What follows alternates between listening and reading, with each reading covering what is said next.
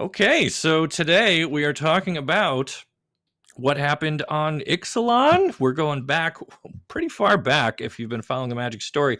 But for me, this was a point where things really started to click and the Gatewatch was in full swing and Nicol Bolas was scheming in the background. We had not yet reached the War of the Spark, but things were definitely building towards that direction. So we've got a lot of interesting things to cover in terms of where the plane was left, what we can expect to see next time we're there, and everything that happened on our first visit across two different sets. There was Ixalan and then Rivals of Ixalan, which kind of wrapped things up. So that's where we're at today.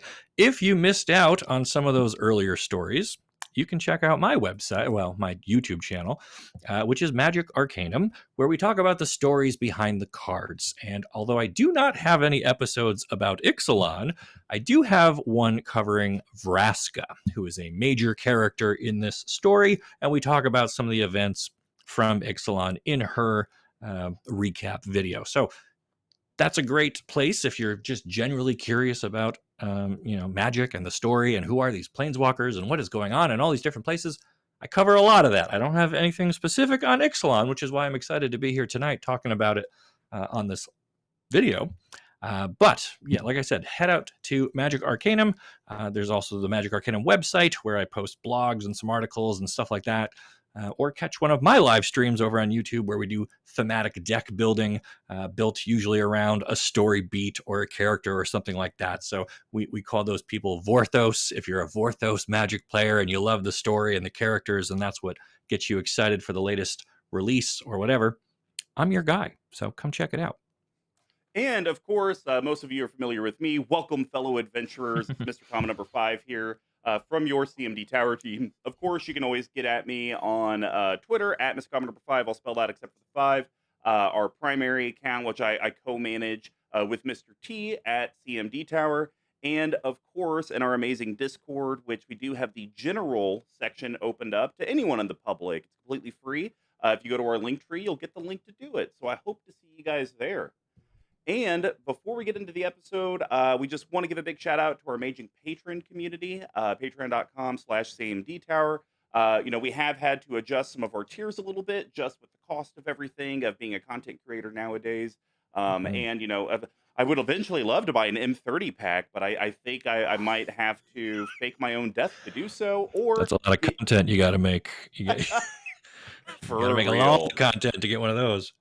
But for as little as $3, you get full access into our Discord. Plus, you get our eternal thanks. But then the tiers from $7 on up actually does come with a lot of free swag. And we are doing a thing from now until the end of Thanksgiving. If you do join our Patreon community, you actually do get a discount into our Etsy store, which you'll get plugged in later with some grazing stuff. So now, if you are looking for more lore discussion, obviously Ryan with Magic Arcanum's here. But Ryan, what are you guys actually talking about now, or what maybe content soon to come that you're real excited for? So I am working on perhaps the most ambitious video I've ever done. It should be ready later this week, but my computer keeps crashing every time I try to render it out. So I don't know how I'm going to... but I'm trying something different. We're explaining what happened to the Weatherlight in Dominaria United. A lot of people were curious about that. It didn't really come up in the main story. It just showed up towards the end, and it was Phyrexianized, and they don't really get into how that happened. So I'm doing a special video covering that, but I'm doing it in a way that I've never done a Magic Arcanum before. So this is going to be all new, trying something very different, and hopefully that'll be live on Friday. But if my computer can't handle it, then I don't know. I might have to delay that. But that's the plan. Is Friday, you'll get to find out what happened to the Weatherlight. Oh, that sounds like so much fun. Yeah. Well, today we are on the plane of Ixalan. Ryan thought that this would be a very cool plane to visit since it's been a hot minute since we've been there. We're about to enter the caves in a year and change, which is crazy that we know sets that far in advance. Because we just get that many sets. That's why they have to do it. Right. And we're going to go to the stories that get left hanging. And if you're not familiar with the Where in the World Multiverse's Fblthp section, we do have 3 different ways that we do these episodes. Stories that get left hanging, which we're at now, which will all be about what was left maybe untold, where did the story end, and where do we think it could go. From there, we'll go to the Unexplained Omissions, maybe what story characters, planeswalkers that we thought should have appeared and probably didn't. And then we're going to wrap up the episode with my favorite section, which is tinfoil hat time. And it's going to be all about what do we think could happen the next time we go, primarily in the story and whatnot, but that will even transpire into maybe some game mechanics that we think could come out based on hints that we have. So, for the story that gets left hanging, here's kind of the way I understand it, Ryan, as Mhm. a non-Vorthos Magic player. I've played Magic for a long time, and so I just pick up on the story naturally as you go. And I Mhm. will say the story spotlight cards are always helpful. It Yep. gives you the nice 6 to 7 condensed version of just, if you want Cliff Notes version of Cliff Notes, Yeah. here you go. And so, Rivals of Ixalan is the last time we were on the plane. The immortal sun is destroyed. Angrath goes home after 14 years because he could finally, Yeah. plane chase. Like, talk a little bit about that. Like, is was that something that the community and lore was begging for Angrath to finally get home? Is this going to be impactful potentially? Angrath was an interesting character. He was somebody that you immediately rooted for once you got to know his story and you realize that he has children. I think he has two daughters, and everyone's kind of picturing these two little toddler minotaurs, with the horns, and they're waiting for their dad. And like he left the plane and he used to travel around the multiverse and collect gifts for his kids, and he would jump back home and always show up with some treasure or something Oh, that's from so some beautiful. far off world. And one day daddy didn't come back, and that's Yeah, got to be heart wrenching for these sure. kids, and they're wondering what happened and where is he. And he was so excited when the immortal sun was gone and he finally his powers were unlocked again, and he was just like, see you later, fools. And he just pieced right out. And it was a very cathartic moment that he had wanted to get home to his kids for so long, and finally he was able to. And then we saw him again a little while later in War of the Spark, right? Because the same item drew him back and then locked him on a new plane. And the frustration that must have been coursing through his mighty Yeah. veins was palpable, right? So he thought he was finally done with this chapter and finally free to go around the multiverse again. And then he gets sucked right back into another conflict. Fortunately, that one only lasted like a day. War of the Spark Yeah. took literally one day, which is crazy. But we haven't really seen or heard from him since then. So in my own headcanon, he has been resuming his shopping around the multiverse, making up for lost time. And the kids probably, before you go, Dad, make sure you got to promise you're coming back this time, giving him a hard time about it. And Yeah. he's just out there trying to be the best dad that he can. Um, so that's where he's at. Oh man, that's pretty interesting. Real quickly, do you think, especially with Wizards' push to try to be more inclusive with our characters, whether it be on card or in story, definitely more female representation, non-white representation, and even Mhm. LGBTQ. Do Yep. you think maybe this gives them an opening to bring his daughters in as characters? Like 14 years is a long time. And I could see almost where there's a fire and ice where maybe one is very hopeful and the other Yeah. one's real pissed off at everything. Right. That's a great question. So the interesting bit about that is that non-human planeswalkers in particular test poorly, I'm told, right? They don't Really? resonate with players. They're less excited to open a card that, like you said, representation is very important, but I don't think a lot of people see themselves as a minotaur, and they're like, "Oh, okay." Sure.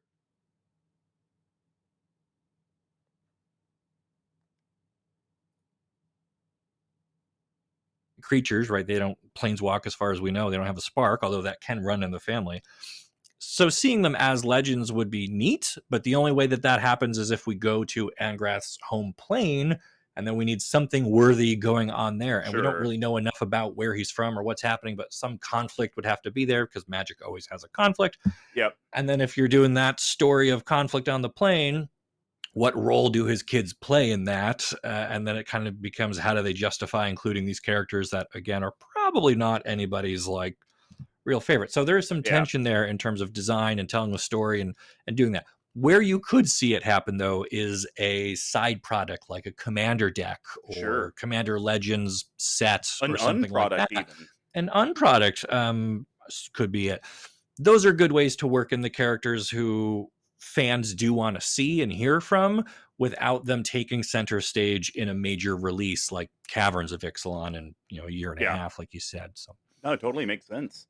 So, the next thing I kind of saw with the wrapping up of the story, obviously, Alinda just, Mhm. hey, that's a temple over there, and go Yeah, over what's in here. And she just moseys on out, like, hey, what's up, everyone? I've been right. gone for a hot minute. How are you? And then Watley's all like, oh, we're fighting. And it's like, Yeah. hey, I thought we were all friends and stuff. So, Yes. obviously, Alinda showing up and kind of saying, like, hey, what the vampires, what their let's call it their creed, the way that they're living is not at all what I had meant when I went through my slumber, or whatever she Right. kind of went through. We were meant to guard the immortal sun, not use it for our own gain. And Hmm. effectively, her and the other two vampire legends that she was with, they all decide to leave and go to the vampire king, effectively, to, Right. I guess, try to figure out and right the wrongs. Like, what's going on with that? So what's one of the interesting things about Ixalan is that it is a story of several different tribes, and at the end, it wasn't just these guys won, these guys Yeah. lost. The departure of the Golden Sun and the revelation of the lost city of Osraka really changes the landscape for all of the players in the story. And so for the vampires who, yeah, conquest was their thing. They were coming from a distant continent that we've not seen yet in our first two visits to the, well, I mean, one visit to the plane, but Yeah. two sets rather. We haven't seen their home continent, right? They've been coming to this island and pushing in and trying to settle and do all that, all in the name of their, their saints and their patrons, or whatever we're going to call it. And then to finally meet one of those vampires who's like, Yeah. wait, you guys are not doing what I thought you were supposed to be doing.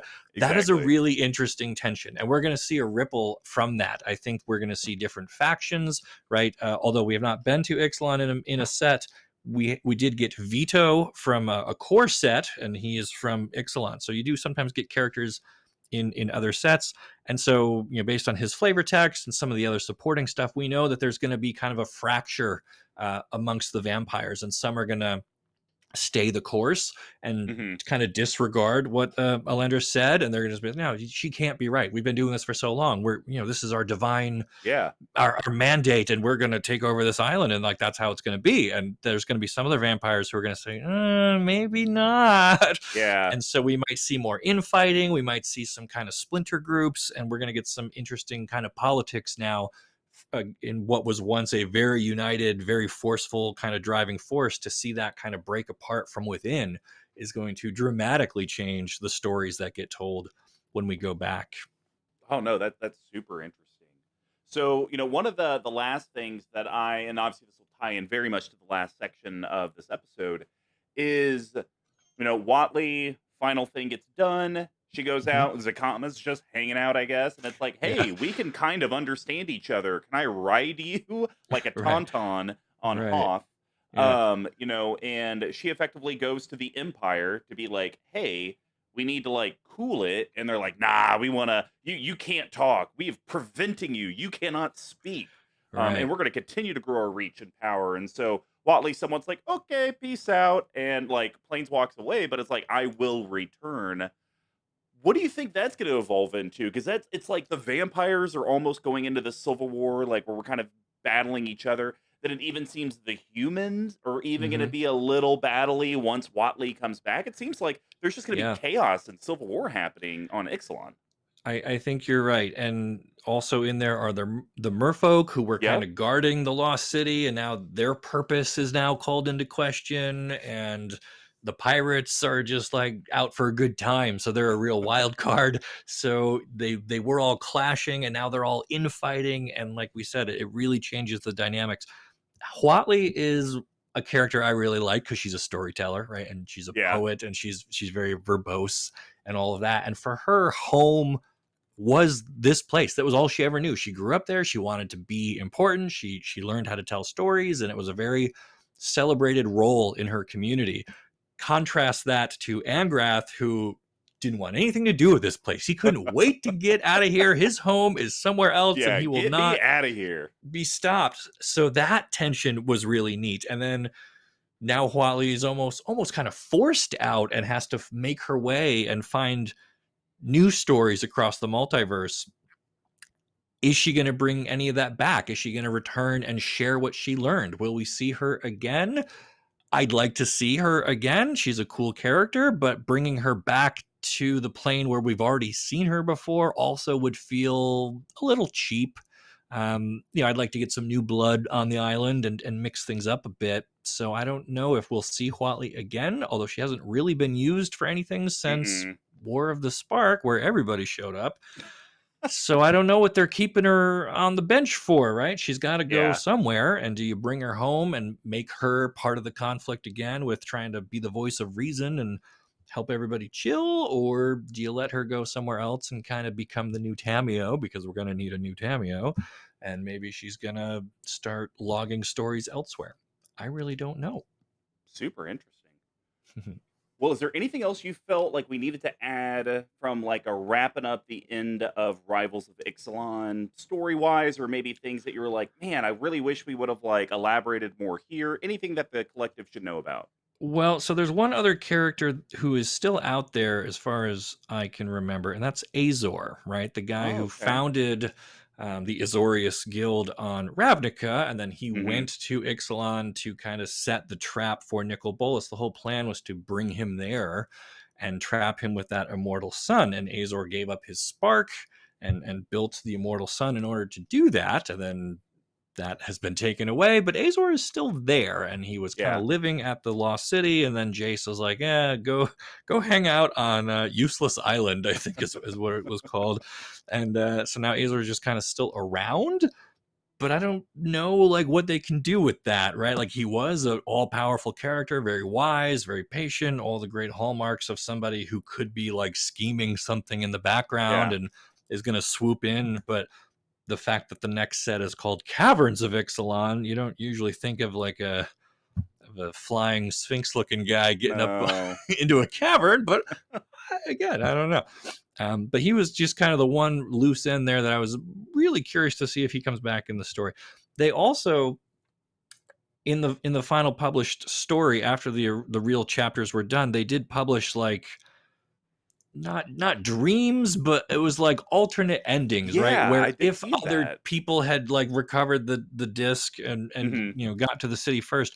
And that was like a neat thing that they haven't really done since, but it was so perfect for that world because you had the different factions all vying for the same thing, and seeing Yeah. how it would have turned out was kind of neat. But none of those stories really count. They're not canon. Sure. So it'll be interesting to see if any of that's like referenced or comes back in some way. But it just felt like more of a, hey, here's some bonus story that could have Yeah. happened but didn't really. But here, if you want to read more, here's more to read. So that Well, was just kind of a weird thing. But probably what Wizards did is they're like, hey, this multiverse thing's real big. Let's put out mhm. this stuff like a decade ago or however long ago it was, 5, 6 years. And well, when we're ready to do the multiverse, we'll be like, hey, remember that stuff that Hey, wasn't yeah, canon? It's all yeah, canon.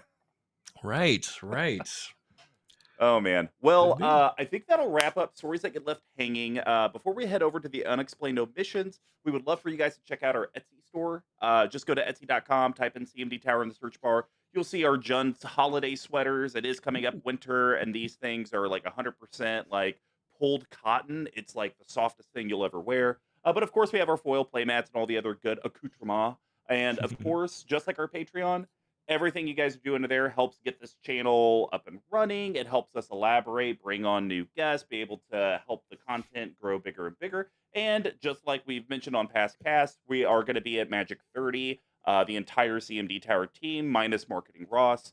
He has one of those, what you would call wee ones that he has to take care of. Hmm. But Yeah. we'll all be there in Vegas, and honestly, the things that you guys do in the store and at Patreon is how we can afford to do those things. So if you're interested in helping us out or need something like even card sleeves, Etsy.com, search for CMD Tower. Now for unexplained omissions, I'm gonna be honest. I'm not as familiar with Ixalan as I am with other planes, like Ravnica and Dominaria and Zendikar. It's like, gosh, Sure. can we go to other stuff? But finally, we have one that we haven't been to a lot, and it's like I don't know a ton. So I guess I would like to lob a generic question and then kind of hear some of the things that you thought should have been there.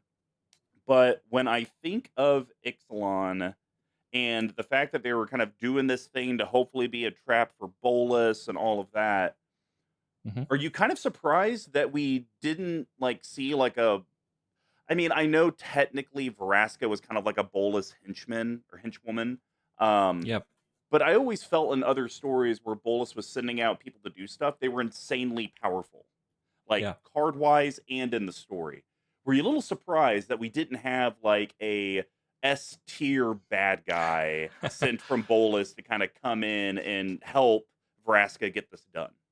So I think that this part of his plan was perhaps one of the most risky bits, and he didn't want one of his better henchmen to Okay, potentially get stuck there because then he wouldn't have any way to get them back. So he had to weigh risk versus reward, and choosing a disposable lackey like Vraska, who he could promise whatever to because sure. he might never have to deliver on it. Um, and if she comes through, great. And if not, she can be replaced, and he can just keep throwing warm bodies at this until someone brings him what he needs. So Yeah, keeping Tezzeret in reserve and keeping some of his other, chess lieutenants. pieces. You, Yeah, you don't throw the queens and the rooks out into the center of the battlefield, right? You keep those in reserve and you let the pawns go first. And he, I think, very smartly used Vraska as his pawn. Unfortunately, he got, to carry the metaphor further, he got checkmated by Ugin, who had put it into Jace's mind that if anything ever went wrong, he would kind of default to Ixalan of all places because Ugin was part of the original trap and worked with Azor to get that all set up. So they so worked out interesting. in one of Magic's great kismets or whatever, where you had Vraska and Jace both arrive there with very different goals, but they end up working together in like a peanut butter jelly level, two things that go great together but really Yeah, have no business being anywhere near each other. That created one of the best romances, one of the best character development yeah. moments. So for everything working out the way it did, I'm glad that Bolus went with Vraska. Ultimately, it ended up being kind of his downfall, but at the same time, he couldn't risk anyone better because it was a very dangerous job. Yeah, I loved that whole story with Jason Vraska, where it's like he lost the memory and effectively collective, the flood of recollection card. Yep. That happens, and like Vraska starts to absorb, like just by blowback, all of these memories, and she gets overwhelmed. But Yeah. Jace gets it all, and then it's kind of this decision of do I stay like my kind of I don't know if I want to call him good or evil or in between, but we'll just say the more badass version of Jace. Or do we want to Yeah. be this kinder, more considerate Jace that Vraska's Right. come to know and respect and care for? And I loved the interaction between it where Vraska gives him this look and he's like trying to figure out what decision he wants to be. And he's like, I want to be the new me. I'm not trying to be my old self. And I Yep. thought that was some powerful writing and storytelling there. Yeah. And it's not a coincidence that Jace, the iconic blue mage, goes through the most personal growth on an island, right? Like that's such a cool nod Yeah. to the game and like the mechanics and flavor all coming together that he was really able to find himself, and that was the perfect environment for him to do that. So Yeah. Any that's other that. characters you think should have appeared in Ixalan, or maybe because I will say this, Ryan. I was reading when I was doing my research. It seems like the community, especially the Vorthos community, was very Hmm. upset with the Ixalan block. They felt like it wasn't very fleshed out. It seemed like they felt that there was gaps in the story. Did any of that resonate with you, or did there seem like, man, how in the world did this character not show up? Like you guys just dropped the Yeah. ball. So we did get some reprieve to that, right? In the Commander Legends stuff, where characters like Breaches and Malcolm and Hmm. people who were part of Vraska's crew, because we spent a lot of time on her ship and meeting these other characters, and they weren't in the set at the time. And I Oh, think that was a what a bit of an miss. oversight from right. And whereas now, if you look at like Dominaria United, has tons of legendary characters in it, and almost every one of them appears in either the main story or the side stories. Yeah, So I think they've gotten a little bit better at understanding if we tell a tale about a character, they kind of need to be in the set as a card. Otherwise, people are going to not appreciate that. So exactly. that was kind of the last era of, we'll talk about somebody, but never actually let you sleeve them up and play with them. They've gotten better about that. But as far as weird things in the story that didn't sit right with me, the sudden appearance of the elder dinosaurs, that always kind of rubbed me a weird Yeah. way, in that they kind of broke out of the assigned colors, right? Each tribe had its own group of colors, right? The Yep. pirates were red, blue, and black, and the dinosaurs were red, green, and white. But then we got a legendary blue one and a legendary black one, just because Yep. they needed a 5-color cycle of legendary dinosaurs for some reason. And they had to be elders, because we've only ever had elder dragons, but these are elder dinosaurs. Isn't that fascinating? We're never going to tell you what that means, or how these guys got to be elder dinosaurs, or how old they really are, or where they came from. But now you have elder dinosaurs. Isn't that great? And I remember seeing the cards and being like, I would have preferred these to be characters from the story, Sure. and not just, we've reached the gold city at the end and life Dinosaurs. finds a way. And like, what is happening? Like, It's like you why? guys might as well have printed a John Hamm card and just been like, "Welcome to Jurassic Park." Exactly. It was a little on the nose there. And the weird part, a lot of times they'll be like, well, we wanted to put some cool build arounds in there for Commander, but like the black legendary It's dinosaur so worthless. only does this thing when he's in your hand. And like, there was just, they were not even good for Commander, is what I'm saying. So I don't know. Those felt very tacked on, and just Yeah. kind of like, oh, we need a cycle of something cool. Let's make it dinosaurs, but they don't really exist in all 5 colors. Who cares? No one's paying attention. I was paying attention. So that's it. I'm Okay. gonna stop. Well, I mean, I could totally see how that would be frustrating, especially like when you gave some very real examples, like Malcolm and Breeches. They're ones that are very prominent in the story, yet you Yeah. chose not to give them cards. Yet you chose to make up non-colored dinosaurs that the black and the blue Right. one. And you're Right. right, the black one's unplayable in Commander as the general. I think I do run it in one deck for like Sure. recursion, but then the blue one even is like, I have some friends that are into the card, but to me personally, it's just like, I don't know. It feels like a lot of man and a lot of hoops for very Right. little payoff. It just seemed Right. like once again they were like, we needed the blue one, print as many things as we can on the card, Right. and people will just buy it. It's a control finisher, right? So it'll go in some Yeah. blue white something Teferi dinosaur or whatever. It's fine. It's fine. Yeah, that's fine. It's fine.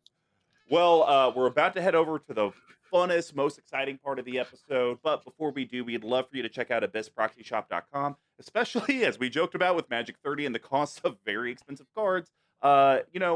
Sometimes you just need a more affordable way to get a card. Maybe you own a single copy. Like that's a thing that we do in our play group. As long as you own one, you can have as many proxy playtest Yeah. versions of the card as you'd like. Very much the Magic Online philosophy for Commander. Mm. So, Yep. abyssproxyshop.com, if you use code CMDTower, you get a discount off your order. You also are going to be able to be spending $3 to $5 to get some very, very nice quality playtest cards. And a big thing, if you guys find any of the CMD Tower crew in Vegas and play us in a Commander game, we actually will have special CMD Tower proxy playtests of Command Tower with some special art, a special back. It's going to be very, very cool. So if you guys need a playtest proxy for your expensive cards, abyssproxyshop.com, code CMDTower. Now, we're going to head That's over cool. to the... That's like a little Yeah, scavenger hunt. They can find you and battle you and like claim a bounty. I absolutely. love that. That's Absolutely. very Well, cool. because I mean, let's be honest, collective. If you guys find me, you're all going to gang up against me anyways. So I might as well at least put a Right. prize out there for you guys to get. Sure. Well, we are on to the Tinfoil Hat. Next time we visit Ixalan, who do you think we'll encounter? Yeah. Characters, sparks, igniting, etc. So I have a litany Hmm. of things that I put down because, like I said, there wasn't a lot that I saw in the story that I was like, well, I don't know why this person or character isn't there. But there's a lot Right. of stuff the way that ended. It's like, okay, where could we be going the next time we come back? So we have Okay. a What do you little got? cheat because we know that we're going caves. It's going to be somewhat underground. So I think Sure. from an overall game mechanic, I just think this was an excuse to do more dungeon stuff. Not a whole lot of lore. Don't get a lot of spend a lot of time there. But it's gonna be dungeons. Or sorry, they'll do another sub variant of dungeons in it, and it'll be caves. Okay. What are you finding in these caves? Is it like the dungeon card where you go through different rooms and each room has like a little treasure thing? Is that Well, what you're kind of think proposing? about it from like the new Capenna, where you go to the Undercity. How they basically created a Uh-huh. dungeon effect. They just called it a different thing and gave it a new mechanic name. but it's the same thing. If you venture, you still Okay. move through the Undercity. So now I think we're going to have Right. caves. We'll have probably a few, I would hope. And, Hmm. definitely it would be the basics: treasure, clue, lose a life, or gain a life. But I think with Ixalan, you'll be able to have maybe some fun in there with, like, maybe we have like little dinosaur tokens. Like, I know it was in a commander product, but there's the cat dinosaurs. Okay. You can Yeah. have something that creates that. And then the payoffs, I think it would be really cool if the payoffs were something related to the Immortal Sun and the Golden Sun. Like some effects that Okay. it had, you would get those types of effects till the end of turn once you completed the cave. Because Okay. that's a big thing that I have. My first question, I Yeah. want to say it was on some card art. It wasn't actually in Ixalan, to my knowledge, but the art itself was on Ixalan, and it was like a bowl, and the text talked about Phyrexia, and it talked about how like the black ooze was starting to permeate back into the plane. Do you think Gotcha. that there will be Yeah. a Go ahead. Phyrexian I know where this. influence with specifically the extinguished sun?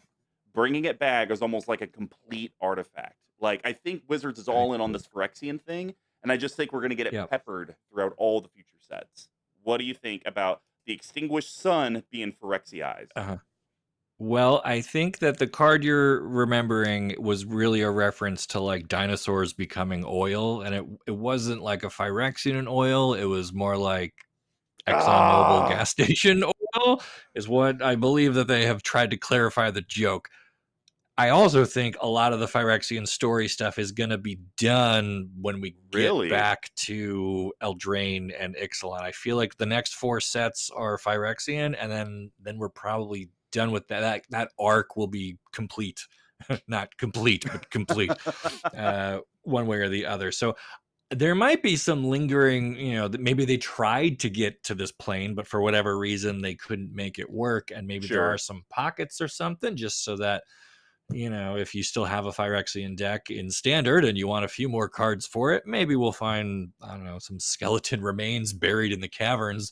Yeah. But as far as them really getting a foothold there and becoming another, because I don't think that plane needs faction or tribe going on there. It's already kind of crowded between pirates, dinosaurs, with humans, merfolk, and everybody else. Vampires. Yep. Vampires trying to also fit Phyrexians on top of all of that might just kind of take away from what makes That's Ixalan fair. special already. Um, so I'm not saying that you're definitely wrong, but I would be very surprised if the Phyrexians have a meaningful presence on that plane. That's fair. That's fair. All right. Okay. Second at bat, love using a sports ball reference. So one of the beautiful things with the way that they ended Rivals of Ixalan was one of the last things is Huatli plane chasing away and seeing Sahili. Uh And I huh. guess they eventually developed a romantic relationship together. Yep. So what I'm thinking is Watley always said, "I'm gonna come back."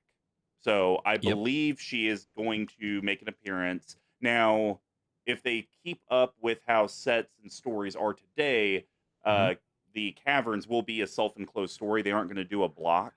So if Right. we assume that, Watley has to show up, I would think, and I believe she'll bring Sahili with her.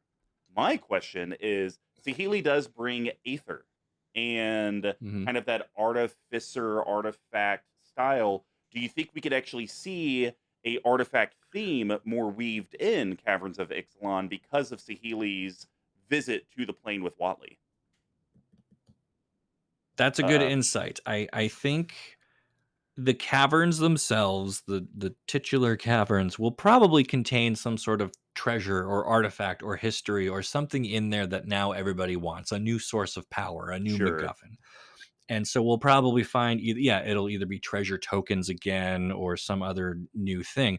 You could also have Huatli be there, and she could bring Sahili. And Sahili, as a planeswalker, might care about artifacts in general, the same way that Karn does right now, right? He makes Sure. power stones, even though there's not really any other way to use them or do anything with them in standard today. The next couple sets, Brothers War, probably going to build on that.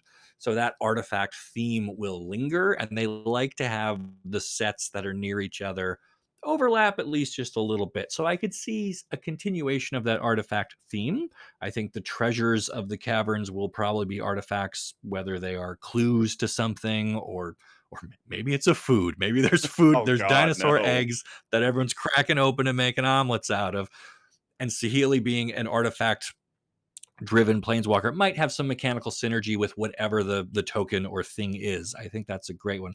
I will answer back with raising the stakes on this one. Not only will Saheeli be there, I bet she is going to make some robot dinosaurs, some life What? crafted dinosaurs, because that's what she did, right? She mimics whatever she sees in real life. She can make an artifact replica of it. And that means we can have a Megazord. She can make 5 dinosaur robots that can connect and can become, the next Mecha Colossus thing. So Yeah, it's so gonna be that good. actually was going to be the next question. Do you think we'll see a new elder dinosaur? Wizards has this obsession now. Hmm. 5 colors. They seem to put a 5 color legend in every single set. Yeah, Could we realistically see this be a 5 color dinosaur that maybe Saheeli has an influence in it, maybe she doesn't, but maybe that gives more of right. that. Well, how the hell did they become elder? Like, why did they just kind of get thrown in? Do you think that could Yeah, happen?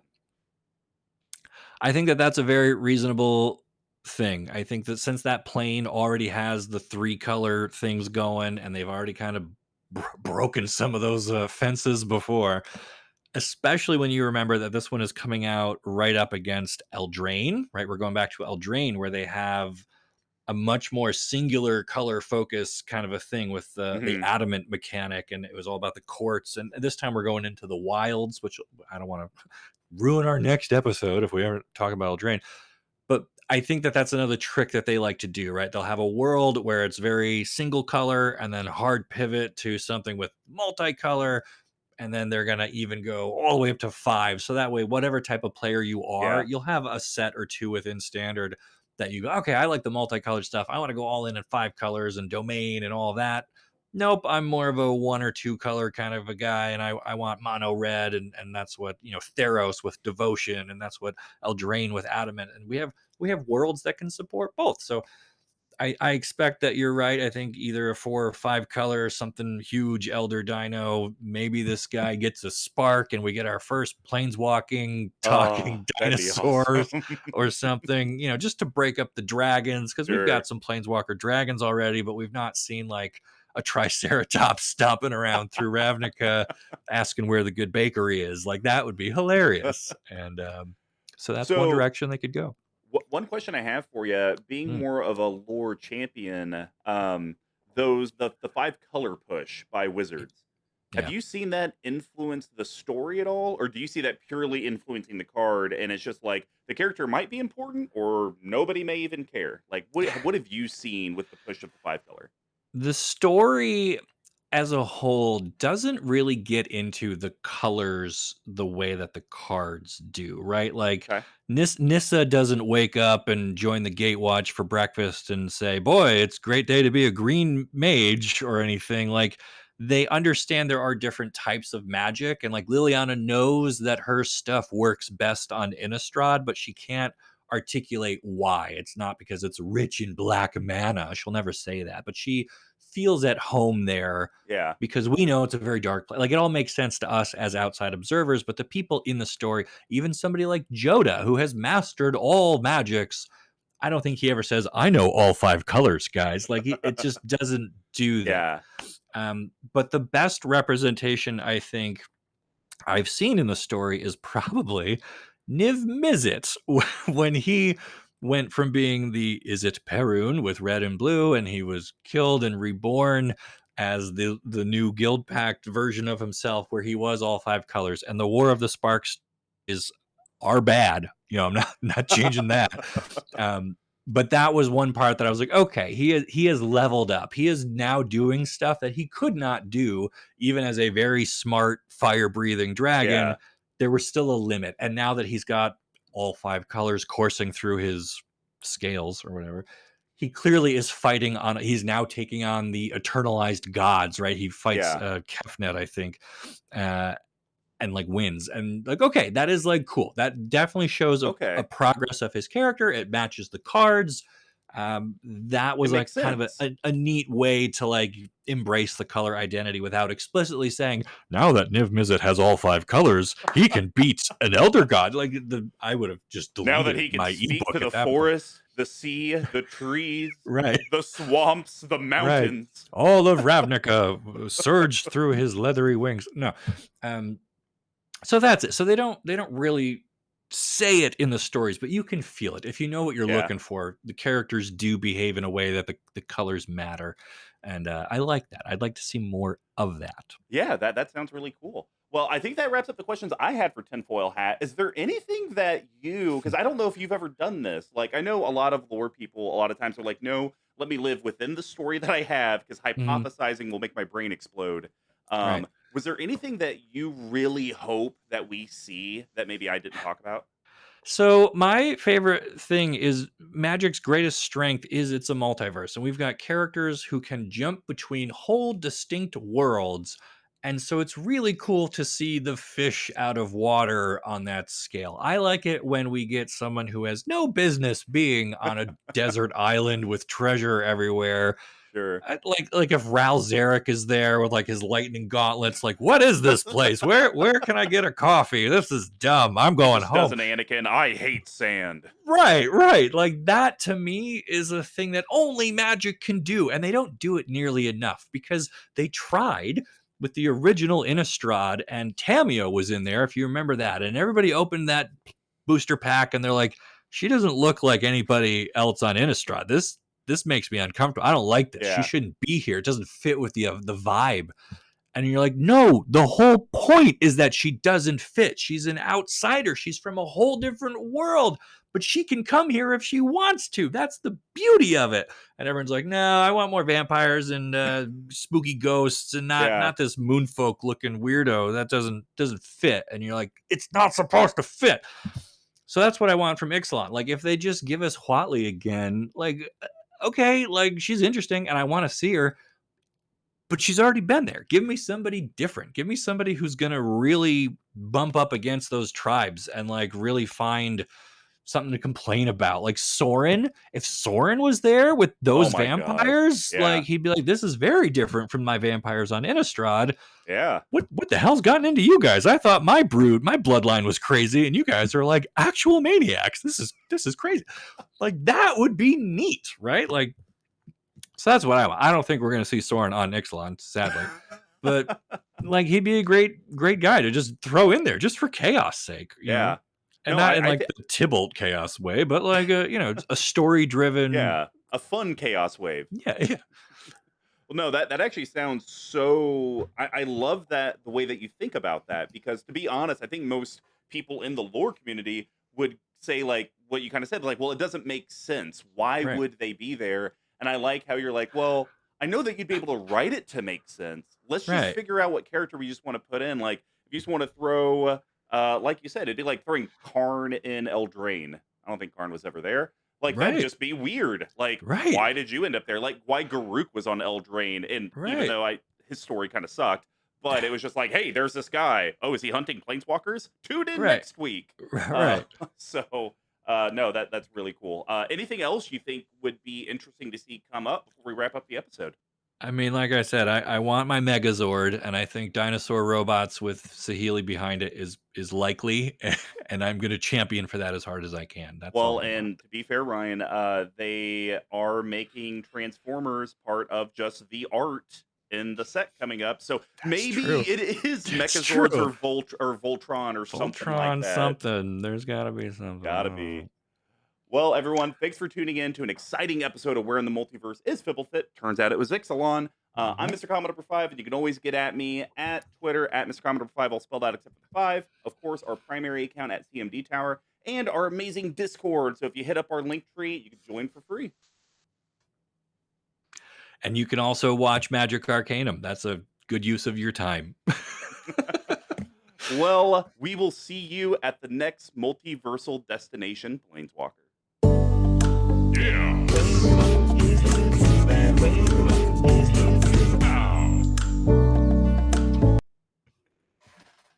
There we go. Thanks so much for tuning in, Twitch and YouTube. It's been a blast. I hope you guys have a great night.